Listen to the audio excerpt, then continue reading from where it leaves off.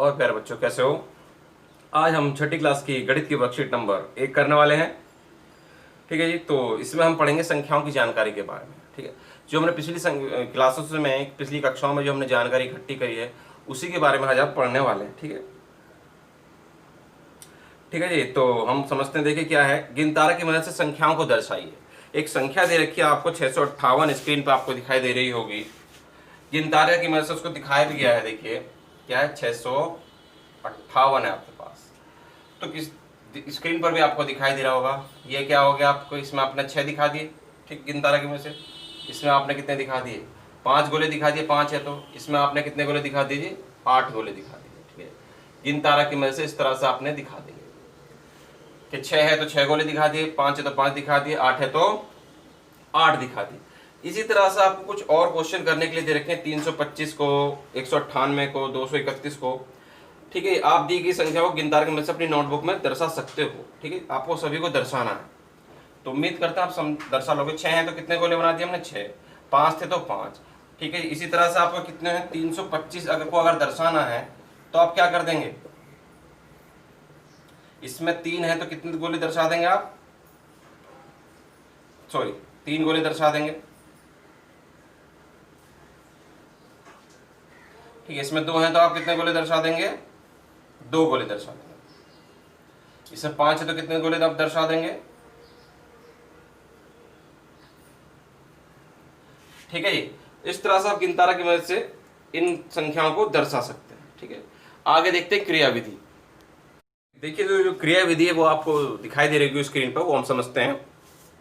विधि आपको दिखाई दे रही है, कहता है आपको 759 रुपए दर्शाने के लिए 100 रुपए, 10 रुपए और 1 रुपए के कम से कम कितने नोटों की आवश्यकता होगी। आइए हम इसे समझते हैं।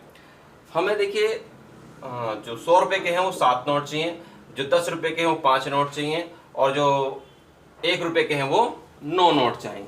ठीक है जी। अब अगर हम कैसे समझेंगे इसको, हम कैसे समझ सकते हैं, उसने 749 लिख रखा है ऊपर स्क्रीन पे, वो गलत है, 759 ही होना चाहिए। तो 759 को हम कैसे लिख सकते हैं, 7 तो है, इसके पीछे कुछ नहीं है, 2 जीरो है, 2 अंक हैं, 2 अंक हैं तो 2 जीरो लगा लेते हैं हम। फिर हमने 5 लिखा, 5 के पीछे कितने अंक हैं, 1 ही अंक है तो 1 जीरो लगा लेंगे। ठीक है, इकाई का अंक क्या है, 9, तो 9 लगा लेंगे। ठीक है, दहाई की वजह से 1 जीरो लगे और सैकड़े की वजह से इसमें 2 जीरो लगे। यानी कि हमारे पास 100 रुपए के 7 नोट चाहिए, दहाई का अंक पे जो भी होगा 10 रुपए के 5 नोट चाहिए, और इकाई के अंक पे जो भी होगा 1 रुपए के उतने ही नोट हमें चाहिए होते हैं। ठीक है, जो सैकड़े के अंक पे है 100 रुपए के हमें उतने नोट चाहिए, जो दहाई के अंक पे है हमें 10 रुपए के उतने नोट चाहिए, और जो इकाई के अंक पे है 1 रुपए के हमें उतने ही नोट चाहिए। अब इसमें कुछ क्वेश्चन उसने दे रखे हैं कि पहला है कि 586 रुपए है हमारे पास, तो कहता 100 रुपए के हमारे पास कितने नोट चाहिए। तो जो सैकड़े के स्थान पर है कितने नोट चाहिए जी, हमें 5 नोट चाहिए।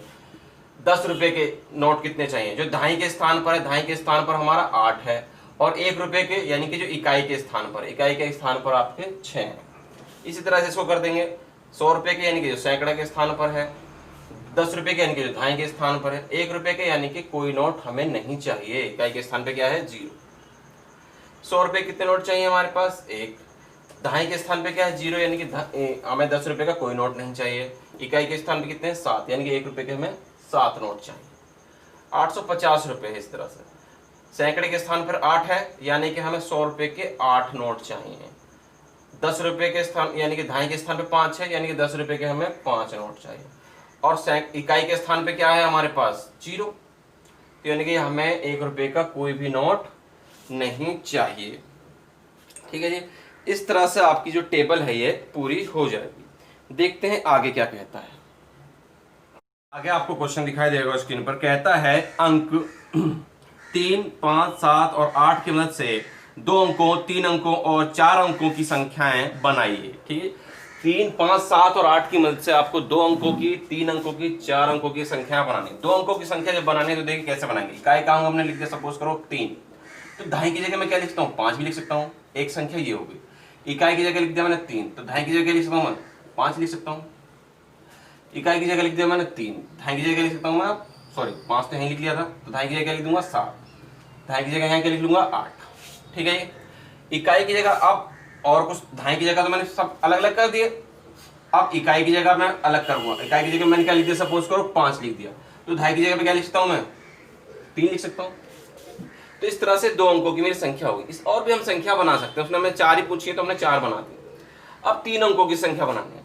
सपोज करो मैंने इकाई की जगह क्या लिख दिया 3 और दहाई की जगह आपका लिख दिया 5, ठीक है, सैकड़े की जगह 7। 3 अंकों की संख्या हमारी हो गई है। अब इकाई दहाई तो मैंने फिक्स रखे 3 5, सॉरी सैकड़ा और जो दहाई है वो फिक्स रखे। इकाई की जगह क्या लिख दिया मैंने 8 लिख दिया, ठीक है जी। अच्छा, अब 3 5 मुझे बदलने पड़ेंगे। मैंने सैकड़े की जगह 3 रखा, ठीक है, ये इकाई दहाई नहीं, इकाई इधर है दहाई इधर है, ठीक है, गड़बड़ होगी। सैकड़े की जगह मैंने 3 लिख दिया और दहाई की जगह मैंने कितना लिखा 7 लिखा, और इकाई की जगह कितना लिख दिया मैंने 5 लिख दिया, ठीक है। इन्हीं संख्याओं क्या कर दिया मैंने, अदला बदली कर दी। ऐसी इस तरह से इसकी भी कर देंगे। एक 3 लिखा इकाई की जगह, सॉरी सैकड़े की जगह, और दहाई की जगह 8 लिखा और इसको क्या पहुंचा दिया 5 को उधर पहुंचा दिया। इसी तरह से संख्या को अदल बदल करके हम जो संख्याएं बना लेते हैं, जो अंक होते हैं उनको अदल बदल कर लेते हैं। 4 अंकों की संख्या लिखनी है तो 4 अंकों की कितनी संख्या होंगी आपकी, देखिए 3 5 7 8, एक संख्या दी हो गई। 4 और अंक आगे इसके अंदर, अब इन्हीं को बदलना है तो 5 समझिए मैं पहले ले आया, 3 बाद में ले गया और 7 8 लिख दिया। इस बार क्या करा हमने, 7 आगे ले आया, बाकी सब ऐसे ही रहने दिया, 3 5 8 लिख दिया, ठीक है। फिर मैं 8 आगे ले आया और बाकी सब 3 5 7। इस तरह से क्या हो गई, ये 4 अलग अलग संख्या मेरी हो गई, ठीक है जी। ये दहाई है, ये इकाई, ये दहाई और इकाई, ठीक है।